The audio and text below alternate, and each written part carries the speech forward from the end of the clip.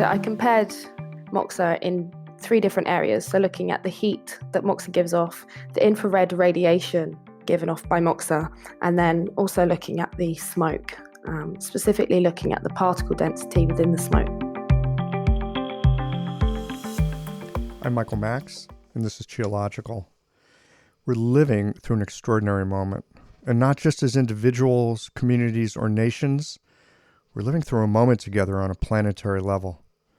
Perhaps as we see empty store shelves, sold out items on Amazon, concerns with supply chains, and closing down international air travel, perhaps as we notice how the usual daily flows are drying up, as we think about how our state of health might affect the health of others in our family and community, perhaps as we start to not only see but feel how intertwined we all are, there is an opportunity to awaken to the interdependence that connects all of us together.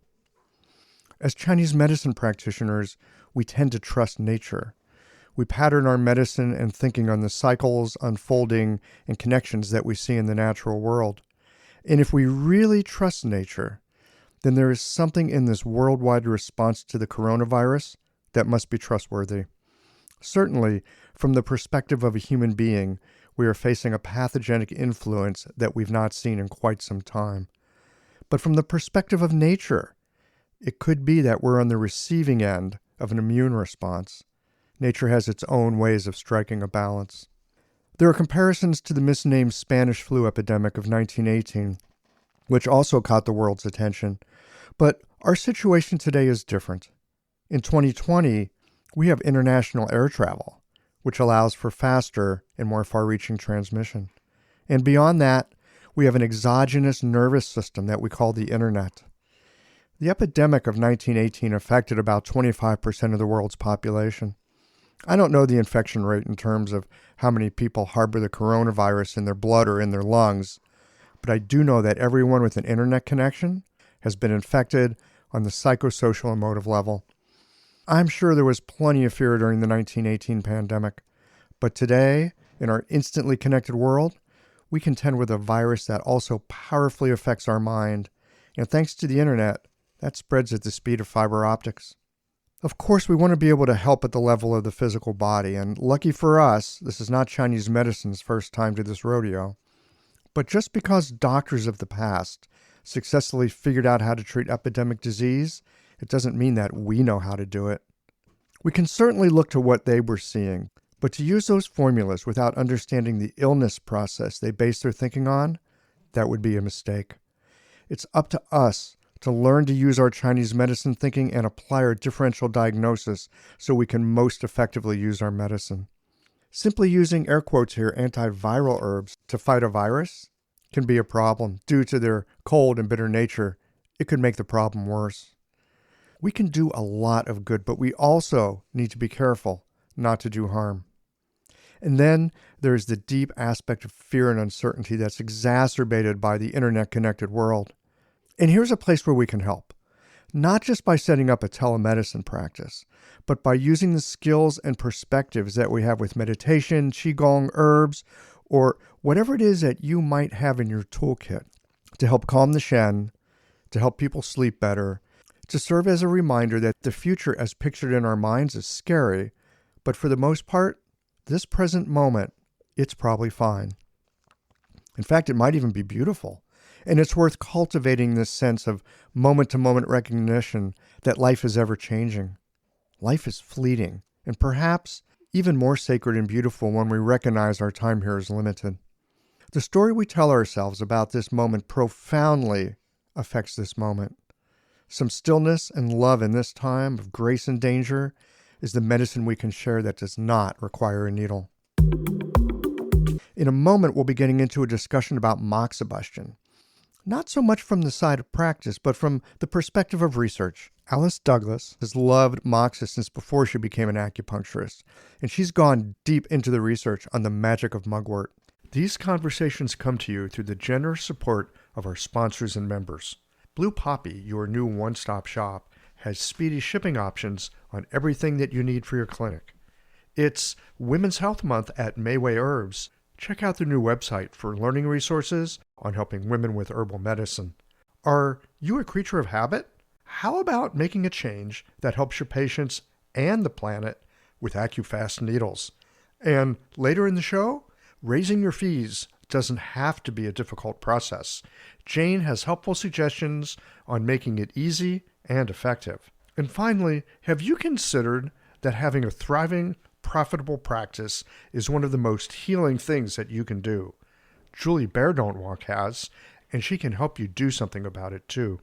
Do be sure to visit the sponsors page on the Qiological website to take advantage of all the special offers our terrific sponsors have for listeners of the podcast. Picture this. Your clinic is buzzing with patients, and then you realize that you're down to your last box of needles. No need for panic, because Blue Poppy, your one-stop shop for all your acupuncture needs, they ship orders received before 3 p.m. on the same day. With a quick visit to Blue Poppy's website, you can order premium needles, herbal formulas, and that special Dr. Bob's oil that your patients love. Blue Poppy understands practitioners can't keep patients waiting. That's why they strive to get you what you need when you need it. From high-quality Chinese herbs and formulations to acupuncture supplies and clinical essentials, Blue Poppy has served practitioners for nearly 40 years with products that meet the highest of standards. Discover everything Blue Poppy has to offer by visiting www.bluepoppy.com, and don't forget to subscribe to their mailing list for exclusive offers and more. Hi folks, I'm Yvonne Lyle, president of Mayway Herbs.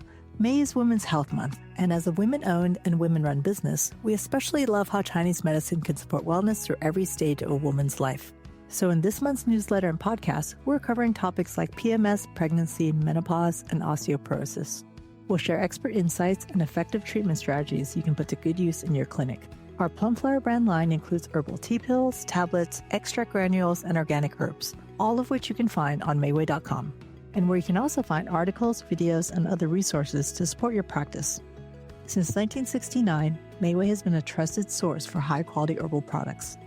In these challenging times, please know that we remain committed to keeping our products accessible and affordable so you can take care of yourself and your patients. As always, thank you for supporting Real Chinese Medicine. Daily habits and routines feel comforting, familiar, easy, automatic. That's the power of repetition. You've worked out the kinks and can do it with your eyes closed. But what if you shook things up? What if you ditched the old routine and tried something new? Hi, I'm John Sten. I've practiced acupuncture for over 30 years, and together with my wife Kelly, we created the world's first eco-friendly acupuncture needle.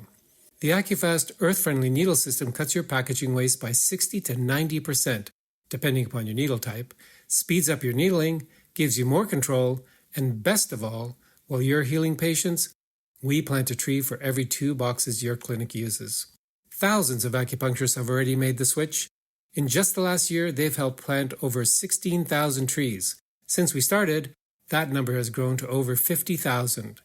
So break the routine. Be the change. Visit acufastneedles.com. Your patients and the planet will thank you. Let's get into today's conversation. Light up your stomach 36 and enjoy this podcast conversation.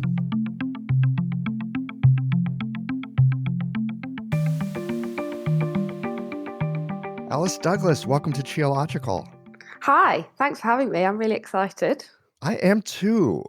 Moxa. You are into moxa. You are so into moxa that you've been doing research on moxa. Yeah, I love it. I think it's amazing. What made you fall in love with moxa? Probably as a patient, actually. As a child, I started having acupuncture when I was like 12, 13 years old. I always had moxa used on me, and I just loved it. I loved the feeling of it. I loved the smell of it. I would get treated in my bedroom at home. And so for like a day afterwards, my room would smell really good. And so I just really liked the experience as a patient. So when I then became a practitioner, it was something I was kind of already drawn to. Absolutely. Were you actually more drawn to moxa than acupuncture? No, for a long time, especially when I was studying, it was needles first. And moxa was kind of a secondary thing that you use. But since I've kind of gone into my own practice, I see them as an equal. There's so many things that I think I couldn't do with just needles. I don't know how I'd do it. Yeah. So what are some of those things that when they come up, you go, oh, this is a job for Moxa? One of the biggest is gynecological fertility work, kind of cold in the uterus. So period pains, endometriosis, that kind of thing. I don't know what I'd do if I didn't have Moxa, if I just had to use needles. I just don't think it would work. I don't know how I'd get the same level of results as quickly if I didn't have Moxa. Hmm. And when you're using Moxa for these kinds of cases, and I mean, that makes a lot of sense when there's cold in the uterus, cold in the lower jowl. I mean, Moxa is such a direct and comforting thing. I mean, there's no woman who has pain in her belly who puts ice on it. No, you always want that warmth, and patients love it. They're always like, "Are you going to do Moxa on me today?" They want it, and like you said, the word comforting is something that I hear a lot from patients in how they feel when they have Moxa heat. Right. I'm curious, when you were a kid and you were first getting those acupuncture and Moxibustion treatments that you like so much, what kind of Moxa was that practitioner using on you? She used stick Moxa. It wasn't smokeless. It was the real thing. She just used stick Moxa, and she would use it over my abdomen and then also on points on my leg. So just, I mean, the common thing that we all learn in acupuncture school. Yeah, no fancy techniques, no kind of complicated stuff. It was just a Moxa stick and hovering above points. There you go. Now, what about you in your clinic right now for these women who have the menstrual disorders and the cold in the uterus? What kind of Moxa do you like to go to for that? Either stick Moxa or rice grain. I think rice grain Moxa is really amazing, and I really like using it. And I think it's kind of fun using rice grain Moxa. Stick Moxa I like because the control that you have over the temperature, you can so easily move it away and bring the temperature back down or move it closer. Something like putting Moxa on the end of a needle, you completely lose that control in controlling the temperature. So I like using stick Moxa for that. And then rice grain, I just think it's a really nice way to get a patient to engage in their treatment as well, because you need so much feedback. And then I think the results are amazing. I think it's such a nourishing, tonifying way to treat the body. Hmm. I love getting rice grain Moxa myself, but I do not have the temperament to do it as a practitioner. It really requires a certain kind of focus and a particular attention to detail and just a very kind of meticulousness that I just don't have. But I love getting it. That's the thing that I really love about it. That like kind of 5-10 minutes of that energy in the room. I just think it's really exciting, and I really enjoy that kind of work.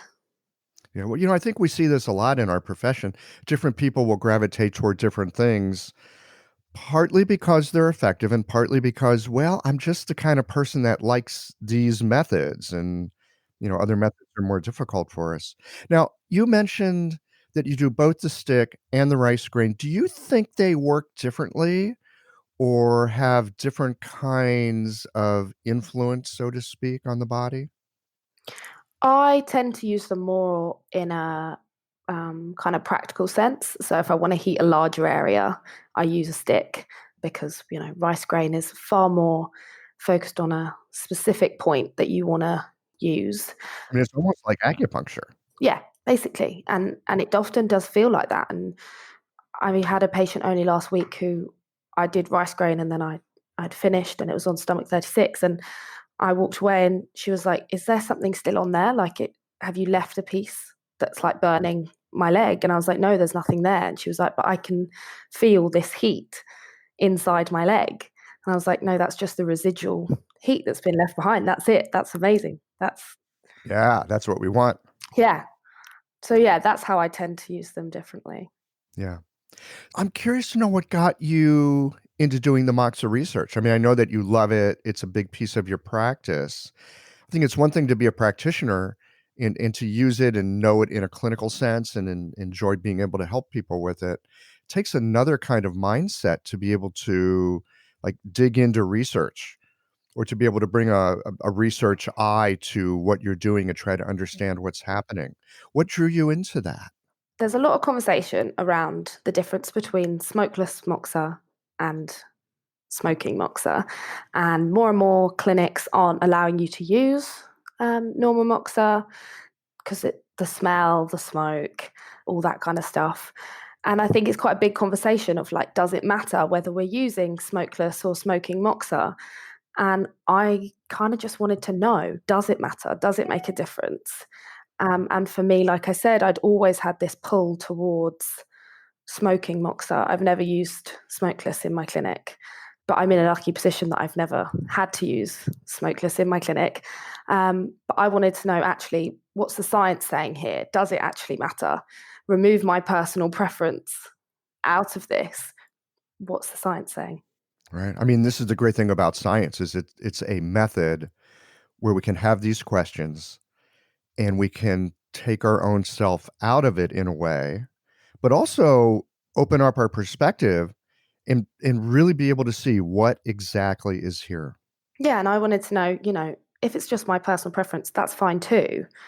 But actually, I want to be able to know, not just based on my own opinion, widen my own opinion, really. Yes. So what did you find? It makes a massive difference. Ah, Yeah, it's completely different to smokeless moxa. It is worlds apart. And I was very pleased to find that, yeah, that was the result, really. So I compared moxa in 3 different areas. So looking at the heat that moxa gives off, the infrared radiation given off by moxa, and then also looking at the smoke, specifically looking at the particle density within the smoke and how the therapeutic effects that has. In every piece of research, it was different to smokeless moxa. infrared radiation. I usually think of some kind of electronic device as being involved with infrared radiation, but it sounds like burning moxa. Well, I mean, heat is a type of infrared radiation when I think about it, so maybe that's not so far-fetched. What did you find with that? What did you find in terms of wavelengths? So the wavelengths is what was. This is probably what I found the most exciting and the bit I geeked out on the most doing this research. So first of all, looking in terms of radiation intensity, which is kind of the strength behind the radiation, it was over 1,000 times stronger from moxa in comparison with smokeless and also with a lit cigarette. So the strength of this is 1,000 times stronger when you're using smoking moxa. That's wild. You can't see it, you don't kind of necessarily know it, but it's massively different. The shorter the wavelengths, the greater the intensity. So that shows us that the wavelengths are much shorter with moxa than with smokeless moxa, sorry, and with a lit cigarette. So infrared radiation is split up into it goes from the edge of red light, which we can see, and past that you go into infrared radiation, and it's split up into near and far infrared radiation, and you can keep going down and getting into even smaller sections, but that's the main part. And the majority of waves given off from moxa are near infrared, and within that there is a bracket which has the highest ability to interact with water molecules.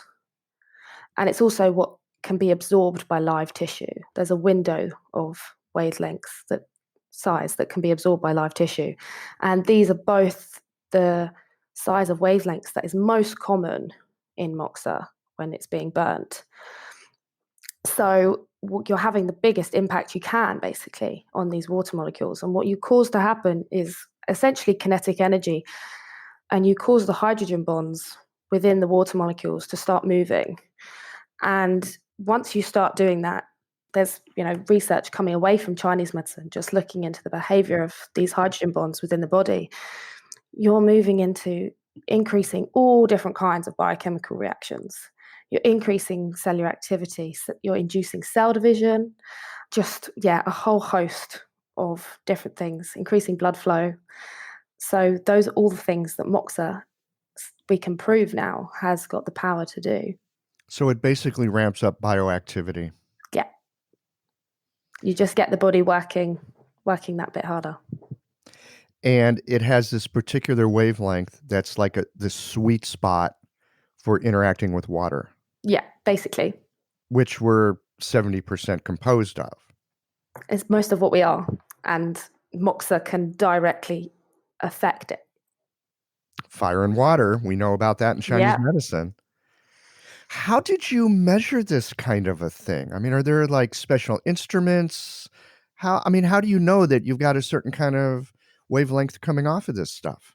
So what I've done is compile all basically the data that's been released on moxa since 2006. So in some ways, this is almost like it's a literary review. It's a literary review. Yeah. So you're looking at the work that other people have done. And compiling that into a whole thing of going, okay, so what does this actually mean? And what is the mechanism of moxa here? Right. Well, no wonder you can do rice grain moxa so well. You've got that meticulous way of like working with detail. Analyzing. That's fantastic. Yeah. Yeah. That's great. So you also mentioned that moxa, the smoky moxa, right? Because the smokeless did not have this same infrared profile, so it wouldn't have that same kind of function. You said it could also move blood. And this is something I've heard from Japanese practitioners, that they will often use moxa not so much to heat something up, but because they want to move blood, they want to get rid of stagnation. Yeah. And that's probably what I use it for the most, especially when you're using it with musculoskeletal stuff. You're just trying to get things to move better. And moxa's amazing at that. And that works in two different ways, both essentially as kinetic energy. And we know kinetic energy, that's going to create its movement within the body, basically. And you can get that from both the infrared light and also from the heat. So that, coming from moxa, is actually really powerful because it's happening in two different ways. This episode is brought to you by Jane, the clinic management software that honestly just makes running a practice easier. Let's dive into something that's never easy, but sometimes necessary: raising your fees. It can feel awkward, right?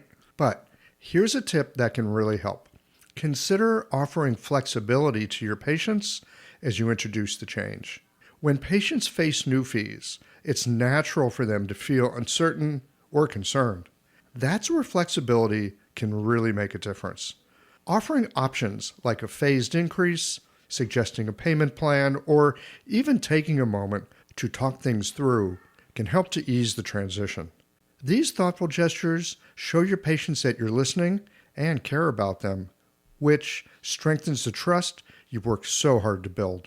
If you're looking for more ideas on how to navigate these kinds of changes, head to frontdesk.jane.app and check out the article, How to Tell Clients You're Raising Your Fees. One last thing, if you're ready to give Jane a try, you can use the code CHIOLOGICAL for a 1-month grace period on your new Jane account. Right, and if you've got this area where there's some kind of stagnation, and you go in and you essentially are working directly on water molecules and getting them to move more, then everything else in that tissue, I suspect, would begin to move more. Yeah. All these molecules have a knock-on effect. If one starts moving, it hits the next one, and that one starts moving, and so on and so on. And that's the thing that was interesting around the heat, is how deep the heat travels with moxa. And that is, again, due to the waves being able to carry that heat. But if you go 1.5 centimeters below skin level, the temperature change of moxa can still be 3 degrees higher than everywhere else. And that's a massive amount to have a temperature change within the body of 3 degrees at a particular acupuncture point. That's huge. That's a lot of energy. And it's not just heat energy, but you're also working with these biochemical bonds within the water. Yeah. So you're doing it in 2 ways.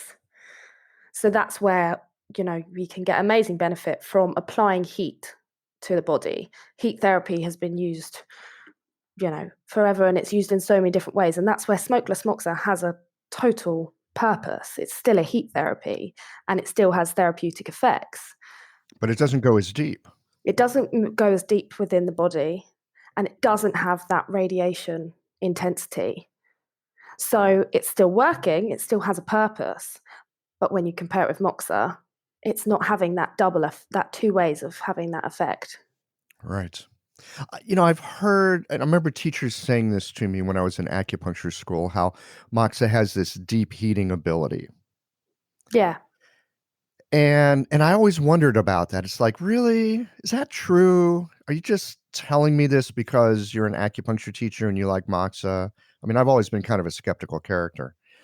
It's very reassuring to hear you talk about looking at the research and looking at things like the infrared radiation and how that interacts with the body, and that it does indeed penetrate deeper into the body. It really is true. And that's what I think was another thing that I did within this paper, was also what's the relationship between how we describe how moxa works within Chinese medicine and then what the modern research is telling us.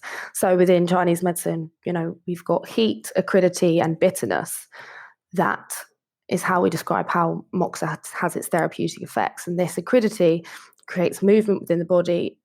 And that movement, we could say, is actually what means that heat can travel further, because it's this acrid heat. And that completely kind of creates this correlation with heat and infrared. And that's why I think it's really exciting. It's once you find that translation between Chinese medicine and then, kind of our modern language, it all starts to click into place and it all makes sense. Yeah, it's really fun when you find those connections, isn't it? Yeah. And I Yeah. think that's where kind of doing stuff like this, collating research and translating between the 2 languages is really important, because for people like yourself, skeptics, or just as practitioners, We just plain don't know. We just, yeah, or we're interested in other areas of the medicine. Our attention doesn't go there. We take it on good faith from our teachers or friends that they're having these experiences with moxa. It's really cool to hear that there's research that backs it all up. I mean, I'm super happy in clinic to just go with my clinical results, right? Good clinical results equal happy patients, happy practitioner. But it's so fun to like go a little bit deeper and be able to look at it from this Western biochemical view and go, well, and here's how it looks on this side of the equation. yeah. And also the impact that doing this piece of work just personally has had on my clinic. Yeah. How has that changed you in your work? I can't work without it now. I place so much more value on moxa, knowing that, okay, it's not just my opinion. The science is there. I know this is actually so important for my patients, and I've got science to back it up. And actually, I set up a community clinic last year. It was like a multi-bed, low-cost clinic. And we didn't think we could use moxa there. It's a community centre, they've got lots of people using the space, the smoke, everything. So we kind of thought we couldn't use it. And so for 3 months, we didn't have moxa. And I missed it so much. We were desperate to be able to use it. And then just after Christmas, we found out we could use it in the space. And it's just made the biggest difference. So much pain that I was going, okay, it's got better, but like there's this bit left, and we've done this amazing decrease of pain, and now we're kind of plateauing, and there's just that little bit left, and I don't know how to shift that little thing that's left behind. Moxa, and that's it, that end bit I've just found in so many patients is now gone. That's fantastic. What changed in that space? Was it that they just said you could do it, or did you bring in ventilation, or air purifiers? They just said we could do it. I They just think, said you could do it. yeah, they weren't really sure what we were up to with our clinic for a long time. They weren't used to having acupuncturists running around. And I think after 3 months, they kind of went, okay, they seem like they know what they're doing. We'll let them start burning herbs in there as well. The piece about particle density of the smoke. I read your paper that is in the Journal of Chinese Medicine. So it's a really delightful article. I encourage listeners to give it a read if you're interested in this kind of stuff. You talk about particle density. Again, I'm not a big moxa guy, although I'm starting to get a little turned around. There's a technique that I recently got turned on to that I've been using, and I've been scratching my head with how good the results are. It's like, really? 5 minutes of moxa and Can the pain do that all you of had that. for a year is gone? Yeah, I'm not even sure how to make sense of it at this point. And it's a little bit smoky. It's not super smoky. It kind of smolders more than smokes. But particle density of the smoke, what does that have to do with anything in terms of therapeutic effect? So basically, the way of observing the particle densities, the studies would often use 3 different particle densities. So a low particle density of the smoke, medium, and then high. And then compare the results between them. And basically, it just means we're looking at having how much does the smoke really matter? And in all of them, there is this correlation between the higher the particle density, the higher the therapeutic effect. It's not just knowing that the smoke matters, it's also knowing that a lot of smoke matters. And the more smoke you have, the kind of better the therapeutic effects are, and that there is a positive correlation between them. And so, yeah, in terms of with inflammation, this is something I now use massively. And it was from one of these studies that was looking at inflammatory markers and then using moxa smoke. I now, anytime there's inflammation, am just wafting moxa smoke over the area massively. In fact, it's something actually I read, it was in a machocha book, was using plum blossom needling over the area and then wafting moxa smoke over it. And I find it works incredibly well at reducing inflammation. So let me make sure I'm following this right, because often when I think of inflammation, I think of an area that's got some localized heat. Yeah. And you're not talking about necessarily putting heat into this area. You're talking about just getting the smoke on this area. You're just talking about smoking that area, not Necessarily heating it loads. So you can hold the stick kind of, slightly away and facing away. So that heat is not facing towards the area of inflammation. And then you're just wafting the smoke with your hand over the area. So you're not heating it, like you said. I mean, that sounds like some kind of a Jedi trick. Yeah, and I think it's something I would never have done until I read kind of the research around actually the power the smoke alone has. And actually, it's one of the, between heat and infrared, it can be quite hard to distinguish which is having which effect because you can't isolate them. You can't heat the area with moxa and not have the infrared involved, or vice versa. But with the smoke, you can isolate it. You can just use smoke on an area and on a patient and not heat any of it. That's so interesting. I had never thought about it from that point of view.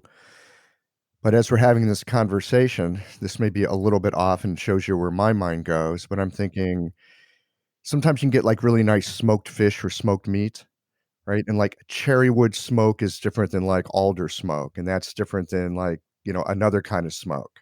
Yeah. It really makes a difference in how food tastes. Yeah.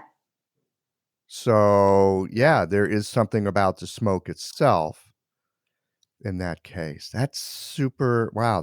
Now that really has me thinking about things. Yeah. It's so interesting. And like I said, for inflammation, yeah, you need moxa Moxa smoke. smoke for inflammation. Okay. Yeah. I have had sensitive lungs my entire life. And part of the reason that I have shied away from moxa is that's just hard for me to be in smoky environments. That's been an issue for me. Over the time that I've practiced, I have also played around a bit with the smokeless moxa, but not for long because number one, it had this like really weird, burnt, acrid smell that was unpleasant, even though it was smokeless. It had this like weird smell, and it just never, I don't know. I never seemed to get any good effect with it. I mean, that's just my own clinical sense of it. And I've used moxa, but I like those little stick-on guys. Yeah. So there's that. I'd like to get your opinion on those here in just a second. So I've used that to some degree. Now you've got me thinking about using moxa smoke more and just, I mean, I'm starting to think about moxa differently and having this conversation. Well, and because I've been using this other technique recently. And for those of us that are sensitive to smoke, what can we do? And then a follow on to that is, okay, we're acupuncturists. We're not doing this for like a couple of weeks or a couple of months. We're doing this stuff for decades. What are the health concerns that we might need to be concerned around with being around, let's call it secondhand moxa smoke? Yeah.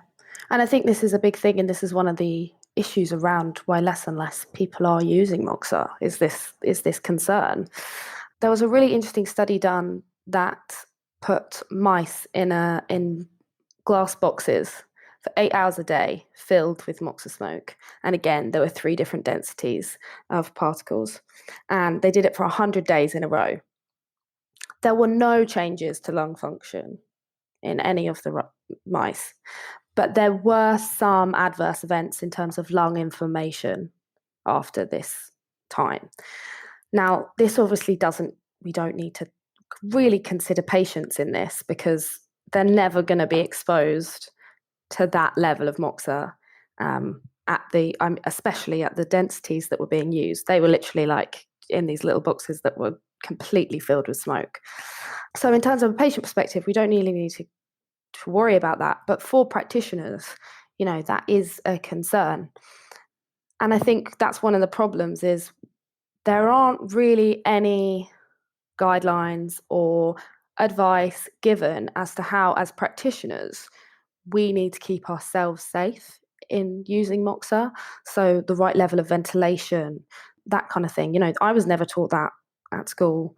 That's not something that we have readily available to us as a piece of information. I mean, I don't think we really have that information available to the profession as a whole. No. And that's where, collating this research, this is something that we do need to try and generate so that, practitioners can know, okay, if I ventilate my room this much, then this is what's safe for me to be doing. And I think, again, it varies what kind of moxa you use. For example, rice grain, there's not really any smoke at all. You can barely smell it afterwards. It goes in a minute. There's hardly anything. Like you said, the technique you're using, you're not struggling with loads of smoke being around. Just a little bit. Yeah, just a little bit. And so it depends kind of how you're using it. If you're using moxa boxes and plugging them full of moxa, I mean, there's just smoke everywhere. And there's quite a bit with using stick moxa and that kind of thing. So obviously, I think there's ways to incorporate moxa into your clinic, even if you don't really want the smoke around. Use rice grain, use the technique you're using. But I air out my clinic every day, open every window, every door, and just try and, keep a lot of air movement within the space because I am doing it most hours of the day. Yeah, you're the moxa queen over there. I mean, do you have some kind of a ventilation system that actually pulls it out of the room as you're doing it, or some kind of air purifiers or anything like that to help mitigate? No, I don't. I've only been in this clinic for kind of 3 months, but I am getting one. It's been something that I've been kind of just putting off. I just open all the windows and all the doors and air out the space, but I am actually going to get a kind of air purifier to try and pull the smoke out because there are some days that I just don't think it's very nice for patients to walk into either. It gets really smoky in here, and the smell can cling and that kind of thing. So That's I just think, so I am going to get something to try an air purifier, basically. Since doing this research, do you find that you talk to your patients differently about what moxa does when they ask? Yeah, definitely. I often talk about the level of how deep the heat moves with moxa and how that's different to other kinds of heat. And especially, like you said, women in pain will put hot water bottles across their abdomen, and they often know that helps. So being able to tell them, well, this is doing the same, but way better and way more effective, normally people find quite exciting. And I often talk about that it's moving through more layers of tissue than your hot water bottle can do. Do you send people home with Moxid? I mean, do your patients do home care? This is one of those things that people could use themselves with a little bit of training. Yeah. And I love, especially stick moxa. It's so easy. Just send people home with one and they can do it themselves. It's not difficult. The burn risk is super minimal when you're using stick moxa. You just have to be a bit careful. But especially if you're doing it on yourself, if it gets too hot, you just move it away. I've got a patient who actually, it was only last week, I'd already put all her needles in. She's an elderly patient coming with shoulder pain. And I do moxa for her shoulder pain.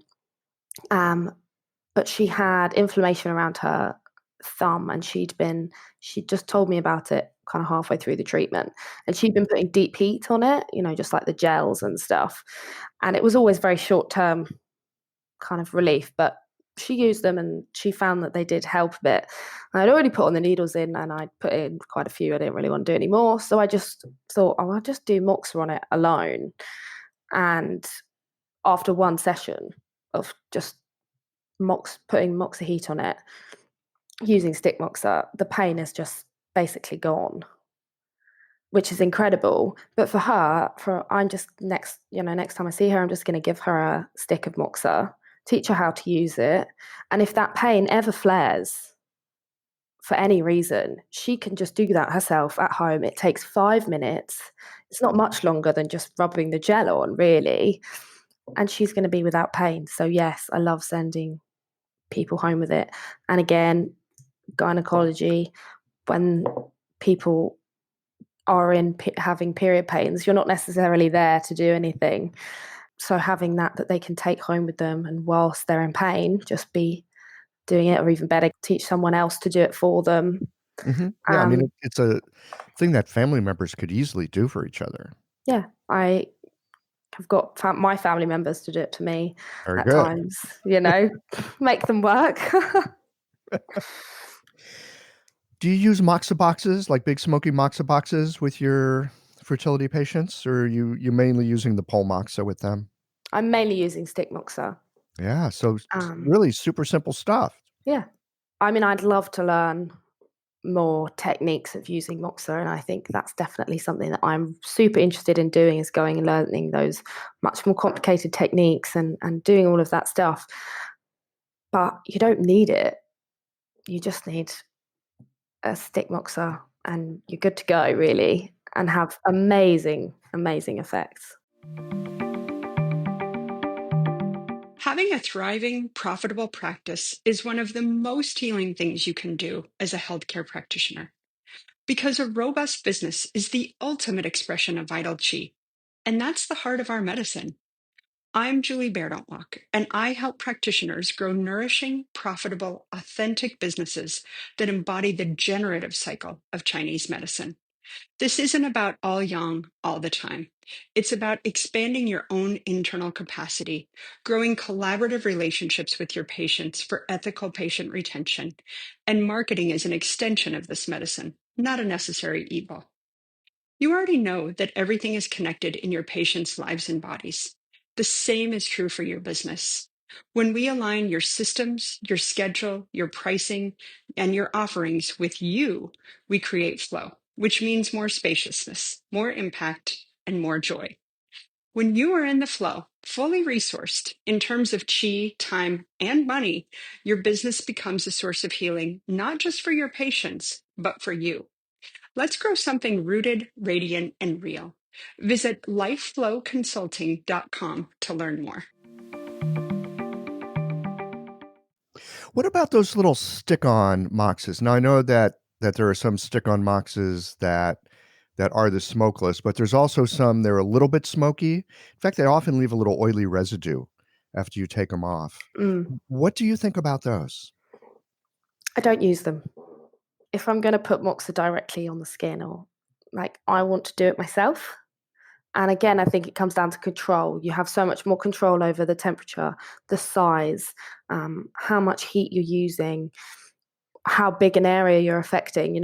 If you're using moxa cones, you can decide, okay, am I going to do rice grain and it be a really, really small area, or am I going to use a slightly larger cone and therefore have you've got so many more options and so much more control over it.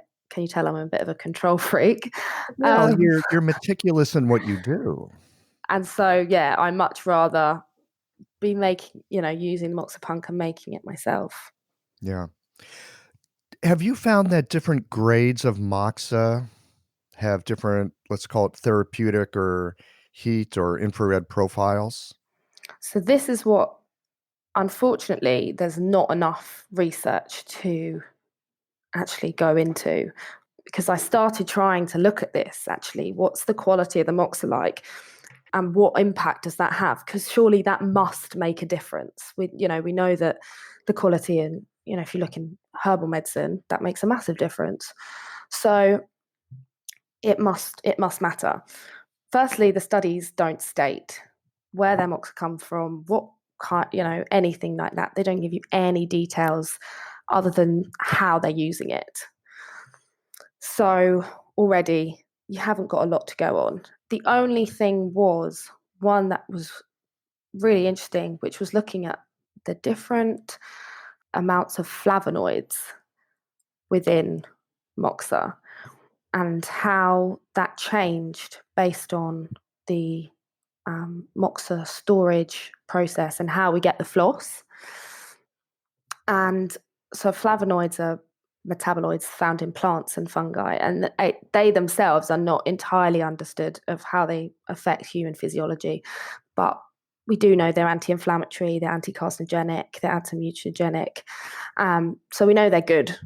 We just don't quite understand all of it that's going on with flavonoids. But it was shown that basically the better the quality of moxa, so the longer time that was taken to process the moxa, the higher level of flavonoids. This was really interesting to me, that this one study has kind of opened this massive window of going, hang on, so if we don't know where our moxa is coming from and the quality of it, we don't know how well it can work. But that's kind of all the information we have at this point, or at least that I've been able to find. And so I think it's a conversation that definitely needs to be opened up and explored more. It's interesting hearing you talk about how the moxa is stored and how it's processed. I remember having a Japanese acupuncture teacher when I was in school. Oh man, she had a love affair with moxa. It's like she had these little stashes of moxa and she was like constantly messing with the moxa. She would sometimes put other things in with it because it would change like how it smelled or to keep it fresh. I couldn't always understand her that well because her English was like so, but she was constantly like processing and caring for her moxa. And so when I hear you talk about storage techniques and that kind of thing, it makes me think about her. I know for myself, simply smelling rice grain moxa, it's really pleasant. I mean, I just love the way it smells. I find it to be rather spirit calming, It is definitely. just And smelling the that's moxa. our highest quality. That's normally people are using the highest quality moxa when they're using rice grain. Yeah, and there's others that honestly smell like old cigars. I don't find it pleasant at all. And they're a lot, yeah, they burn. Yeah, you can get really nasty stuff. Yeah. So I'm wondering now, again, this isn't scientific because there's just not research on it, but from your point of view, as a practitioner, as someone who loves moxa, as someone who's paid a lot of attention to this, are there any particular kinds of moxa that you really like to work with because you've seen good results and because you just kind of like this stuff? You just have an affinity for it. Japanese golden moxa is I find much nicer. It's much easier to work with as well. When you get kind of the lower grade stuff, it's so hard to work with. It just kind of crumbles, it doesn't stick together. It's just annoying. Right. Um, So this is for making moxa cones, yeah, whether it's rice grain or, the size of a gumdrop. yeah. Whereas if you're using Japanese golden moxa, it normally holds together much nicer. It's much easier to work with. Like you said, the smell is so much nicer. It does smoke, but it's not nearly as unpleasant. With moxa, you can find a massive variety in terms of how much money you can pay for it. If you're buying really cheap moxa, it tends to not be that nice. Hmm. Yeah. So get the good stuff. Yeah. Japanese golden moxa, and it's so, the way it feels as well, it's just so soft and like a pillow. I've noticed that there's an element in working with moxa. The little bit that I've done, there is a very tactile aspect of it. And that if it feels good in my hands, it's just pleasant to work with it. And if it's crumbly or sometimes there's like little bits of sticks in it or something, it just feels kind of pokey. It's not the same. You're right. It's not pleasant. It's not fun to work with it. No, and it just turns it into a bit of a faff, and yeah, I just get irritated because it won't do what I want, and yeah, it's not worth it really. Hmm. What are some other things that you're looking at on the research side? I suspect in doing the research that you've done, it's opened up new questions for you. I'm curious to know what your new questions are. I am really interested in the whole thing around moxa ventilation and what ventilation for practitioners, how we need to be working. And I think if we had something that was kind of like guidelines or something like that, I think not only would practitioners be more up for using it, but when we're, renting a space in a clinic, if you could give them, okay, but we have these guidelines, and if I follow these, then it's all fine. They'd be so much more inclined to use them. And actually, people that do want to be using Moxa would actually have the opportunity. And so that, I think, is something that I haven't quite figured out how we do it yet. But somehow we need to, as a community, find some way of building these guidelines around Moxa for practitioners. And then I think the other thing is just looking more at, okay, so now I know how it works. What are all the things I haven't even thought of that I could be using it for? Yeah, well, that's the Um, fun of being a practitioner. yeah. And I love it when you get somebody come in and you go, I wonder if Moxa will work here. Because, we get taught so much more about what the needles, you know, we always, I use needles no matter what you come in with, no matter what you say, it's needles. But whether you have Moxa or not is always kind of a question mark. And I find it really exciting when someone comes in and you think, could this be a chance to use Moxa on something they haven't used it on before? Hmm. Are there ways that you use moxa now that are a surprise to you? And what I mean by this is, we all get our training and we learn, oh, moxa's for this, moxa's good for that. But sometimes as we get into something and we learn more about it, the method itself begins to teach us and begins to, like you're saying, oh, I wonder if I could use moxa for that. What are some things that you use moxa for these days that you would have had no idea about when you first started studying Chinese medicine? So probably the most interesting one is using Moxa when it's contraindicated, which is on heat. Because obviously, we're told a contraindication of Moxa is using Moxa when there is, an excess heat condition. You don't want to add more heat because you just exacerbate it. Um, but I have found that to not always be the case. Sometimes it can work so well. And so that's always an interesting one. And the other one is I was always told not to use moxa on the heart or small intestine channels along the arm because you shouldn't be adding heat to the heart like that. Right, fire channel. Be careful. But I have seen a lot of heat in the small intestine channel and causing shoulder pain and like a burning sensation in the shoulder. I don't know why. It keeps showing up for me. I use moxa on it every time, which is a massive kind of contraindication. But I find it really works, and I really like using it at the end of the channel. At the end of the channel, so you would put moxa at the end of the small intestine channel to treat small intestine shoulder pain. Yeah, Well, that sounds just like acupuncture. yeah. And you're pulling the heat out. It's the same as, we use the Jingwell points to clear heat. I do the same with moxa, but it seems like a massive contraindication. And actually, it's really interesting. More often than not, patients feel the heat radiate down the channel, and that always makes me really excited. Yeah, that's really interesting. So really what you're doing in that case is using the moxa to create movement in the channel, draw that stagnation and heat down so that you get some motion to it, and then it clears itself out. Yeah. You also mentioned that at times you'll use it for inflammation. This sounds like one of those times. Are there other times when you see heat signs that you've used moxa in that sort of air quotes here contraindicated way and yet gotten results? What are some examples of that?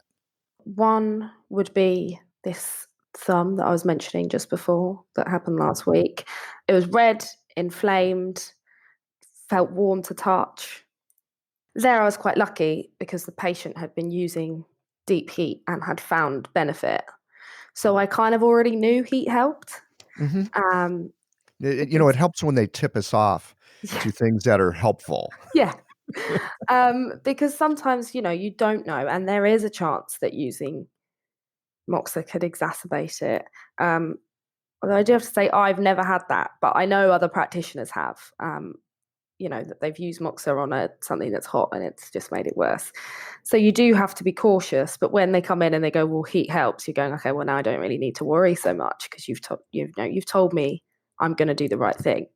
And yeah, that was just so much moxa and so much heating up of a red, inflamed thumb, and it made it so much better. Yeah, well, maybe there is some cold trapped in there at the very Yeah, base of it, yeah, and the heat helps. So this thumb one also sounds like it would have been a candidate for your moxa smoke wafting if yeah, the heat was not proved not to be helpful. yeah, totally. And so I was also wafting smoke as well. So I was actually using heat and the smoke in that. But yeah, I use the smoke.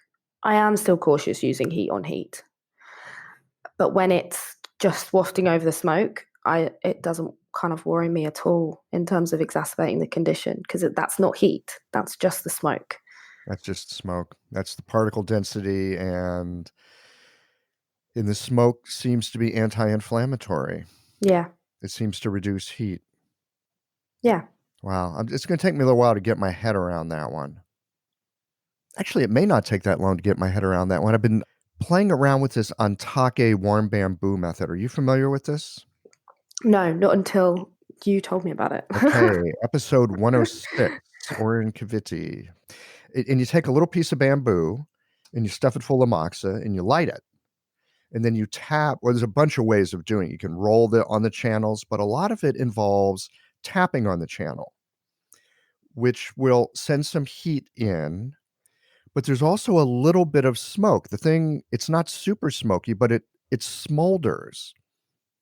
And it occurs to me as we're having this conversation right now that part of what's happening is we're getting that heat going in, but because it's burning and you're doing this tapping and it's enclosed in this piece of bamboo, you're actually pushing smoke into the tissue. Well, remember, the skin's the third lung.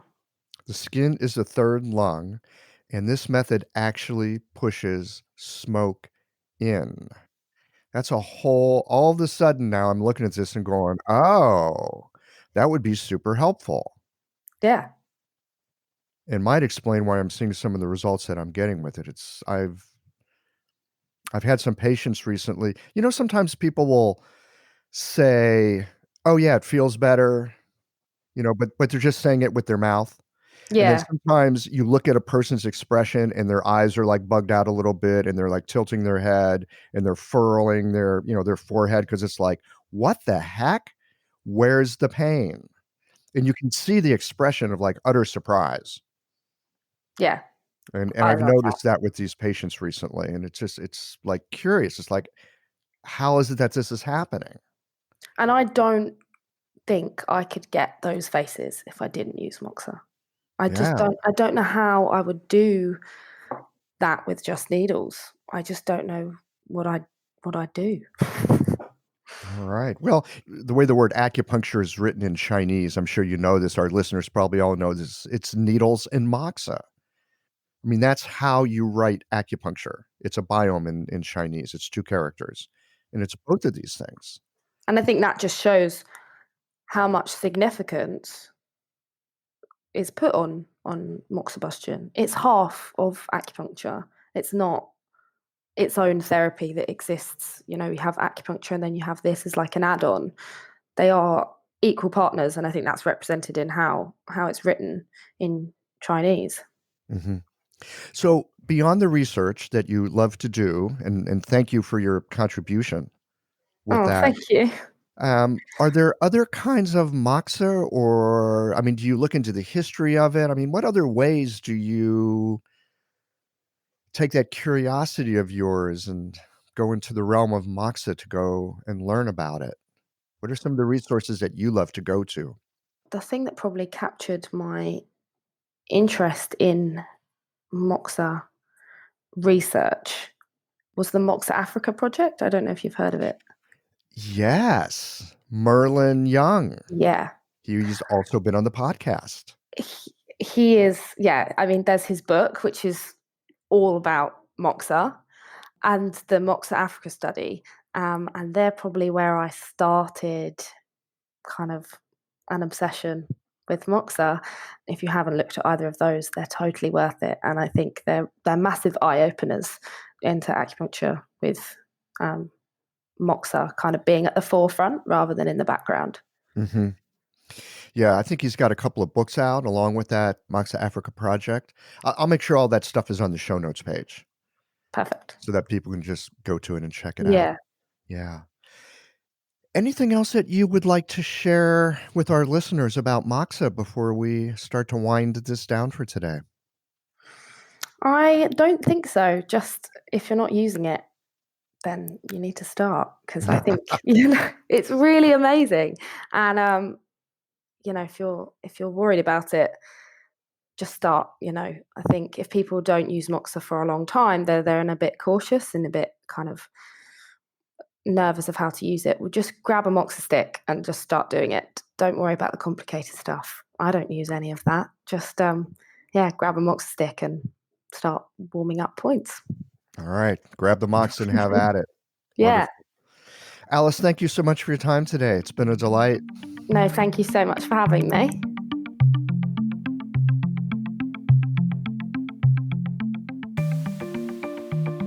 I did not realize there was an aspect of far infrared radiation that was part of the magic of Moxa.